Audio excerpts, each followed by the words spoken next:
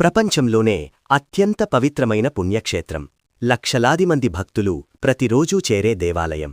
ఆధ్యాత్మికత, ప్రకృతి సౌందర్యం, చరిత్ర ఆల్ ఇన్ వన్ ప్లేస్. ఇదే తిరుపతి జిల్లా. పరిచయం: ఆంధ్రప్రదేశ్ రాష్ట్రంలోని ప్రముఖ జిల్లాలలో ఒకటి తిరుపతి డిస్ట్రిక్ట్. ఈ జిల్లా పేరు స్వయంగా దేవుడి పేరుతో ఏర్పడింది. తిరు అంటే దేవుడు, పతి అంటే నివాసం అని అర్థం. ఈ జిల్లా ప్రధాన కేంద్రం తిరుపతి. ఇది భారతదేశంలోనే అత్యంత పవిత్రమైన యాత్రాక్షేత్రాలలో ఒకటి.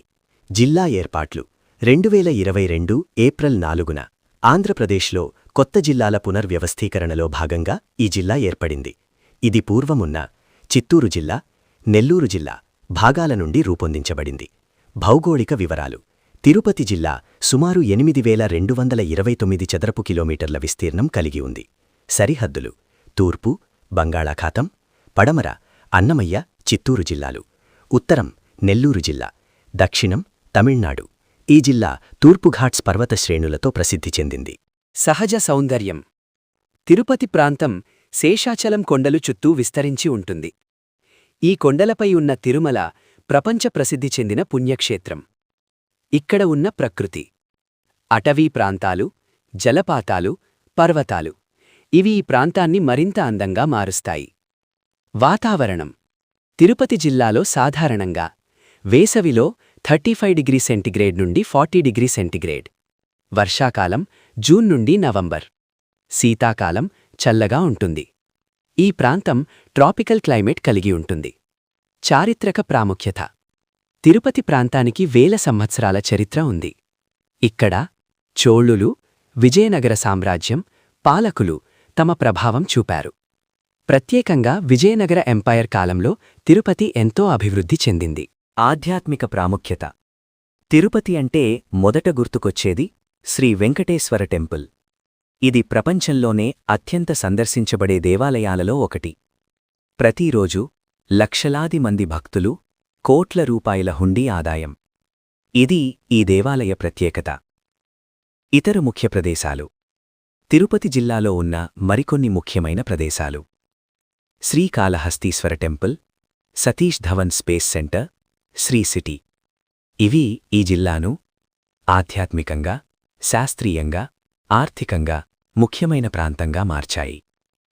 శాస్త్ర విజ్ఞానం: శ్రీహరికోటలో ఉన్న ఇస్రో లాంచ్ సెంటర్ నుండి ఉపగ్రహాలు, రాకెట్లు అంతరిక్షంలోకి పంపబడుతున్నాయి. ఇది భారతదేశానికి ఎంతో గర్వకారణం. విద్యాకేంద్రం: తిరుపతి ఒక పెద్ద విద్యాకేంద్రం కూడా. ఇక్కడ ఉన్న ప్రముఖ విద్యాసంస్థలు శ్రీ వెంకటేశ్వర విశ్వవిద్యాలయం, ఐఐటి తిరుపతి, ఐఐఎస్ఆర్ తిరుపతి. ఇవి విద్యార్థులకు గొప్ప అవకాశాలిస్తాయి. తిరుమల శ్రీ వెంకటేశ్వర స్వామి దేవస్థానం. తిరుపతి అంటే గుర్తుకొచ్చేది ఒక్కటే: శ్రీ వెంకటేశ్వర టెంపుల్. ఇది ప్రపంచంలోనే అత్యంత ధనిక మరియు ప్రసిద్ధి చెందిన దేవాలయాలలో ఒకటి. ప్రత్యేకతలు: రోజుకు లక్షలాది మంది భక్తులు, హుండీ ఆదాయం కోట్లలో, గోవిందా గోవిందా నినాదాలతో నిండిన కొండలు. పురాణం: భగవాన్ శ్రీ మహావిష్ణువు వెంకటేశ్వర స్వామిగా ఈ కొండలపై అవతరించాడు అని నమ్మకం. అలిపిరి మెట్లు: భక్తులు పాదయాత్రగా వెళ్లే మార్గం. భక్తి, నమ్మకం కలయికగా ఉంటుంది. తిరుమల కొండలు: తిరుమల. ఈ కొండలు శేషాచలం శ్రేణిలో భాగం.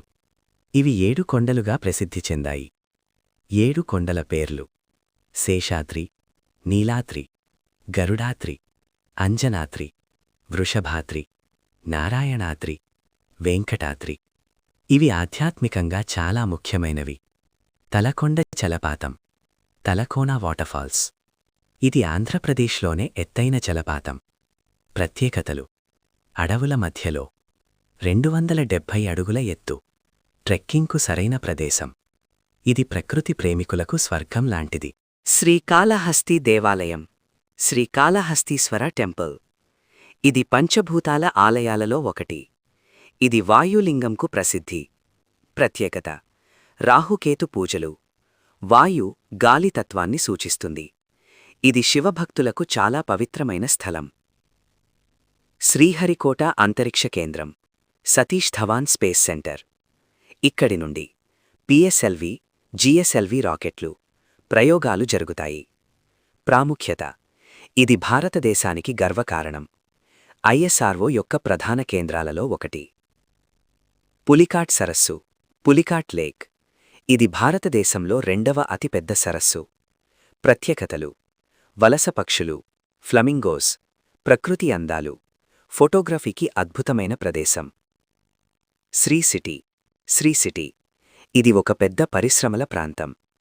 ప్రత్యేకతలు: అంతర్జాతీయ కంపెనీలు, ఉద్యోగావకాశాలు, ఎకానమీకి బలం.